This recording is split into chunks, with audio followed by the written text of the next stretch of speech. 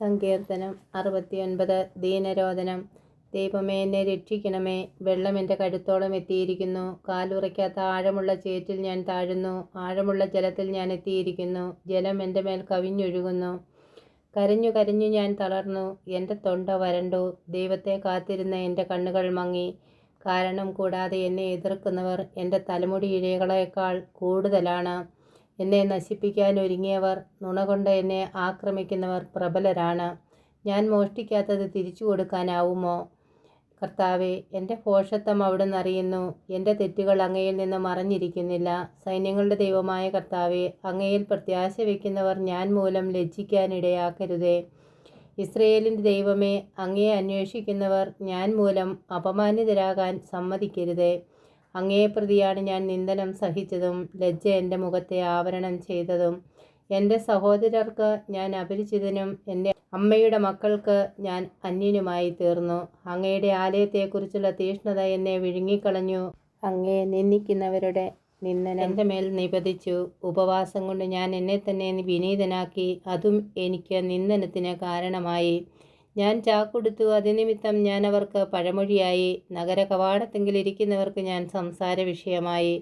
മദ്യപർ എന്നെക്കുറിച്ച് പാട്ടുകൾ ചമയ്ക്കുന്നു. കർത്താവെ, ഞാൻ അങ്ങയോട് പ്രാർത്ഥിക്കുന്നു. ദൈവമേ, കരുണാസമ്പന്നനായ അങ്ങേക്ക് ഉചിതമെന്ന് തോന്നുമ്പോൾ എനിക്ക് ഉത്തരമരുളണമേ. രക്ഷയുടെ വാഗ്ദാനത്തിൽ അങ്ങ് വിശ്വസ്തനാണല്ലോ.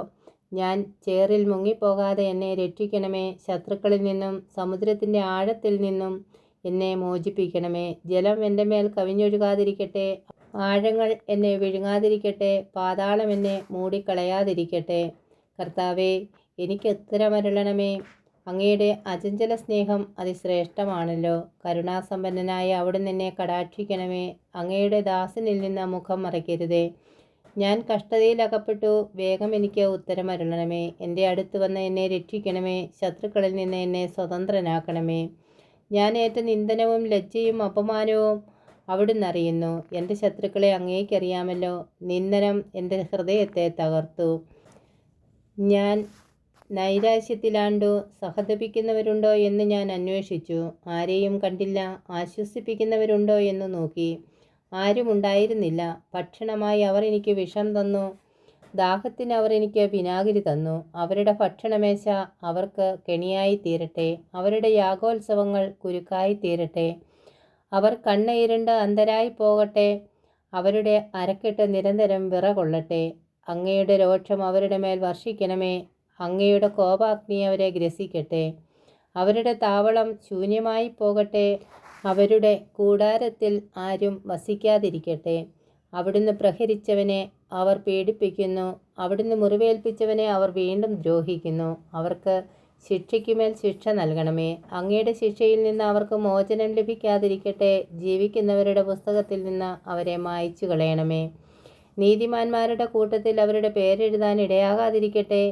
ഞാൻ പീഡിതനും വേദന തിന്നുന്നവനുമാണ്. ദൈവമേ, അങ്ങയുടെ രക്ഷ എന്നെ സമുദ്ധരിക്കട്ടെ. ഞാൻ ദൈവത്തിൻ്റെ നാമത്തെ പാടി സ്തുതിക്കും. കൃതജ്ഞതാ സ്തോത്രത്തോടെ ഞാൻ അവിടുത്തെ മഹത്വപ്പെടുത്തും. അത് കർത്താവിന് കാളയേക്കാളും കൊമ്പും കുളമ്പുമുള്ള കാളക്കൂറ്റനേക്കാളും പ്രസാദകരമായിരിക്കും. പീഡിതർ അത് കണ്ട് ആഹ്ലാദിക്കട്ടെ. ദൈവത്തെ അന്വേഷിക്കുന്നവരെ, നിങ്ങളുടെ ഹൃദയങ്ങൾ ഉന്മേഷഭരിതമാകട്ടെ. കർത്താവ് ദരിദ്രൻ്റെ പ്രാർത്ഥന കേൾക്കുന്നു. ബന്ധിതരായ സ്വന്തം ജനത്തെ അവിടുന്ന് നിന്ദിക്കുകയില്ല.